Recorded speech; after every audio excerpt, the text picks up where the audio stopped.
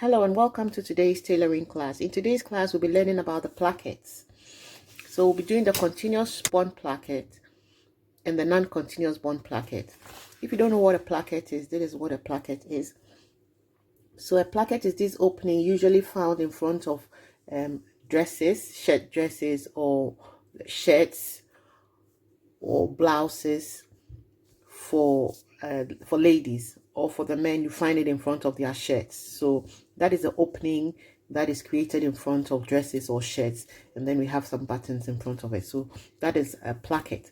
Usually the non-continuous bond plackets are found in the front of the shirts or the blouses for women, and then the continuous bond placket, they are found at the back of dresses for little girls, or at the slit here of our shirts.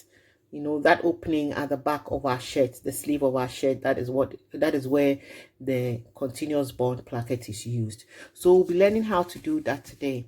Now, if you're joining us for the first time, I'll advise that you subscribe and press on the bell button so that you'll be notified anytime a new video is uploaded. On this channel, we don't only upload tailoring projects, we upload bag making, jewelry making, millinery.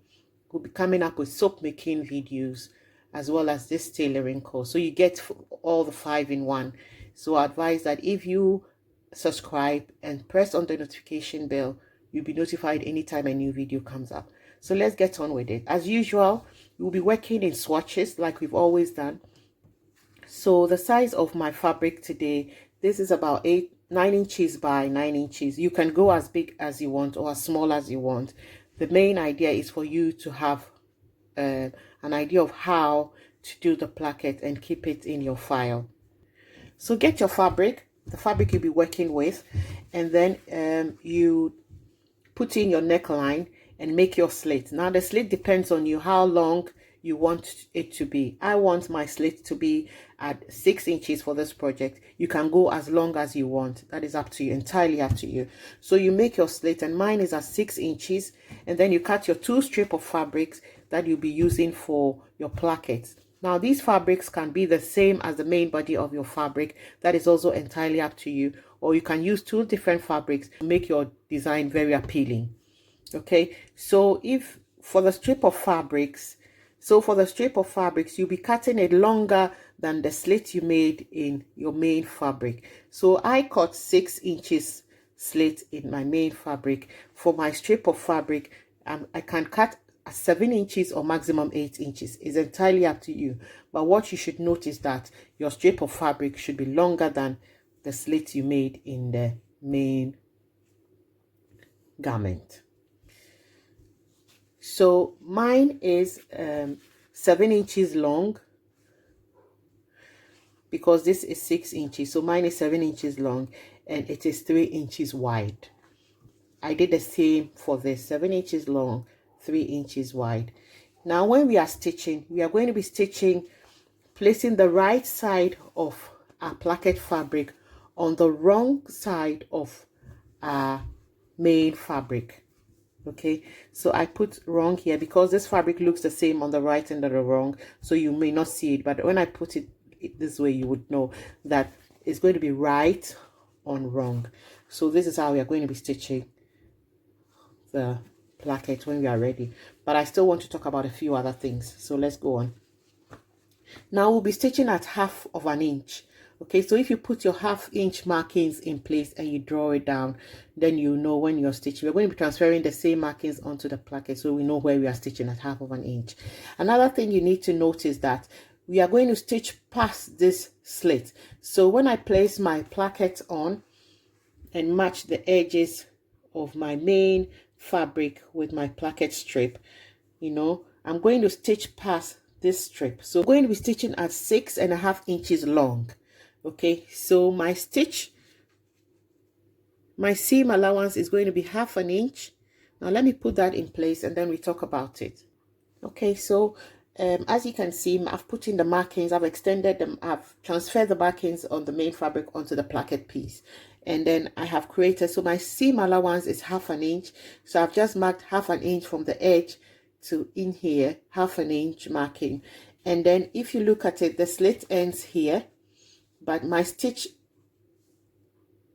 length is going to be up to here. So my stitch length is going to be 1/2 inch longer than the slit. So if my slit is 6 inches, my stitch length is going to be 6.5 inches. Okay, and then I'll put the marking here. It's very, very important to stop at exactly where you put your markings. You don't have to go further, else it's going to affect the shape of your placket at the bottom. So I'm going to do the same thing onto this side. I put the right side of my fabric against the wrong side of the main fabric, and then I make sure I'm lining up the edges, and then I'm going to be transferring the markings onto this one. So I've done the same thing on both sides, and I'm going to put in my seam. I'm not going to stitch this way. I'm just stitching it straight, and that is it. Don't put a stitch across here. Just stitch straight, and that's it. Now remember to back your stitches before you carry on stitching, and when you get to the end, you back your stitches as well to secure your stitches. Okay, so I've gone ahead to do one extra thing, but I'll talk about it. So I've put in my stitch lines. I've just stitched straight on this side, and I've gone along to fold from the edge in 1/2 inch fold, and I've just pressed it, and I've done the same on this side as well. Now the next important thing to note is we're going to be slitting from this cut point, okay, from our slit end to the end of our stitch line. We are going to put a line there, and then we will do another one to see on the box. You can just cut it straight away or put a line before you do your cutting.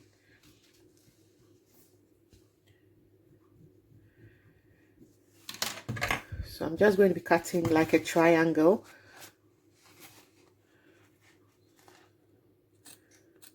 So you cut from the end of your slit to the end of your stitch point, and I'm doing the same here as well. Okay, so you should have it looking like this, like that. Now the next step is to fold this round your raw edge like that, and you're folding it to the front side, okay, of your main fabric. So I'm going to be putting my fold on my stitch line like that. You do it for both sides, but let's finish one side first, okay, and then you put your fold on your stitch line. So I'll get some pins and hold it down. Okay, so this is what I have now. I have both of them pinned down. I'm going to run a stitch very close to the end of this fold. So I'm going to run a stitch very close to this bit, and I'm going to end at where our initial stitch ended for this, and then I'll do the same as well. So I'm going to be ending my stitch exactly where this one ended. You get it? Exactly where this one ended and not further, and then I'll bring it back. Okay, so I've finished stitching. I've just stopped stitched here and here, like I said. Initially they were like that. When I went off to stitch, they were like this. But when you finish stitching, I finished stitching and I pressed it down so it looks very neat. When you finish stitching, you're just going to have to push the one on your right, you know, the placket on your right down first, and then the one on the on your left sits on top of that. Okay, so you just push the legs to the bottom like that, and then you have it seated on top like that. So your buttonholes comes on the left one, and then your buttons itself goes on the right. So we'll be doing all of that, how to do the buttonholes and how to fit the buttons as well on the machine, and then we put in a color. So gradually we're getting there. Now when you've done this, as you see, your dart legs are very important because that gives you this straight edge you see in here. But when you've done this, I'm going to turn it over, and then this is too long, okay, So I'm just going to trim it down a little bit because we don't need too much fabric. That is what was giving it the bulk at the front. So I'm going to trim it down to about 1/2 inch, and that should be enough. Now the next thing is to lift up your dart legs. The next thing is to lift up your dart legs. That is this one. Join it to the flap, this remaining placket, and stitch it down. Okay, when you stitch it down, it keeps your placket in place for good and it doesn't keep moving about.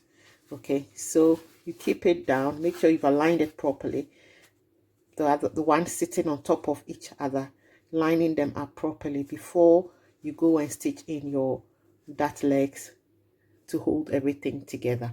So I'm going off to do that and then I'll come back. So that is it. That is the non-continuous bond placket. As you can see, I graded one down.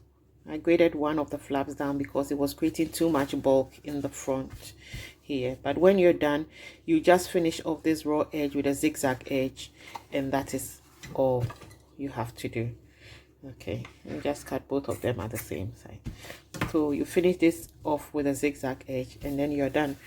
So that is non-continuous bond placket. Now we'll be doing the continuous bond placket.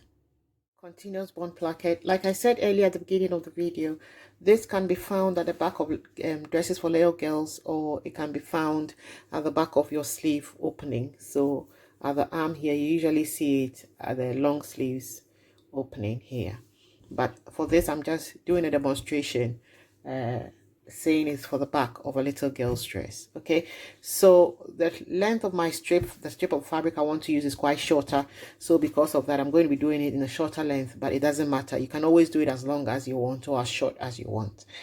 So you're going to make a slit in the middle of your fabric or wherever you want to put the placket, the continuous bond placket, and the length of the slit I have made is 3.5 inches. Now, when you decide on whatever length you want to do, you'll be cutting a double the length of the strip you'll be using. So mine is 3.5 inches. So it means a double of that will be 7 inches long. And then you add 1 inch more.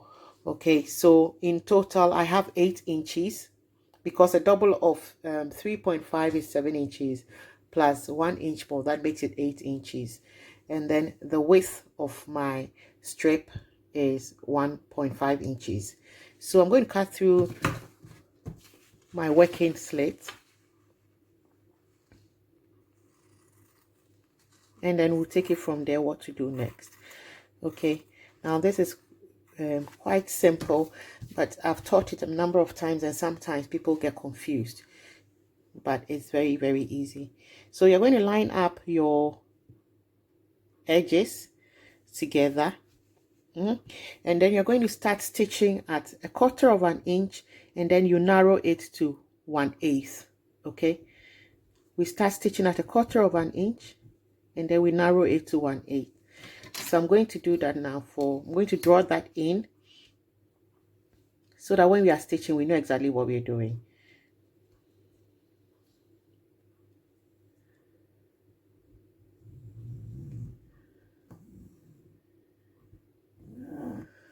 So that means that we're going to start stitching wide at 1/4 inch, and as we come in we narrow it. So when we stitch and we get here, we are going to open our fabric like that, pivot the fabric, and then bring the other side also to this side. As we pivot it, it's going to open, and then we sew the same way out. You get it? So we're going to start stitching at 1/4 inch in this manner, and then we stitch past the slit a little bit. Okay, the slit is here, you have to stitch past it a little bit up to about here. So you stitch past it about 1/8 longer, so you bring it down to here, and when you get here you put your needle down, you lift your foot, Then you pivot your fabric. So you're going to turn your fabric round whilst your needle is in, and then you bring the other side of the fabric round this end, and then you stitch away like that. You get it as you open it. So I'm going to do that, and then I'll bring it back. Okay, so this is what you have. I stitched at 1/4 of an inch, and as I got to the end of my slit, I ended it with 1/8. I put my needle down, I pivoted it like that, turned it around, and then stitched this bit as well. Now when you finish, you're going to fold 1/4 of an inch fold, and then you're going to put it on your stitch line and stitch it like we did the other one. Okay, when you're doing it for the back of the dress for little children, this strip has to be bigger. So this strip is going to be 3 inches instead of 1.5, because you need a bigger width to be able to put your buttons and buttonholes in there. But it looks smaller now because that was the length of the strip I had left and I wanted to use it. But at least you get the idea of what to do. But when you're going to be putting buttons in, then it has to be a bit bigger, you know, so that your buttons and your buttonholes will match. Okay, so after you've folded down your 1/4 of an inch, you're going to put it on top of your stitch line. Make sure you're lining them up properly, and just as you stitched the other one, you stitch it all the way to this point, and when you get there, you still pivot it. So you leave your needle down, you lift up the foot of your machine, turn it around, stretch this out, and then stitch this also as well. So I'm going to do that and then bring it back here. Okay, so this is it. As you can see, I stitched here and there, turned it over, and then made a mark over here, and then stitched that too. What this does is it helps your placket stay in place and it doesn't move.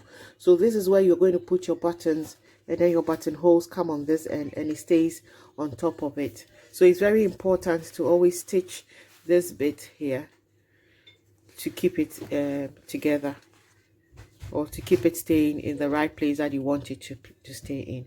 We've come to the end of today's class. If you enjoyed it, don't forget to give us a thumbs up, subscribe, like, and share, and hope to see you again in the next class. Have a lovely day. Bye.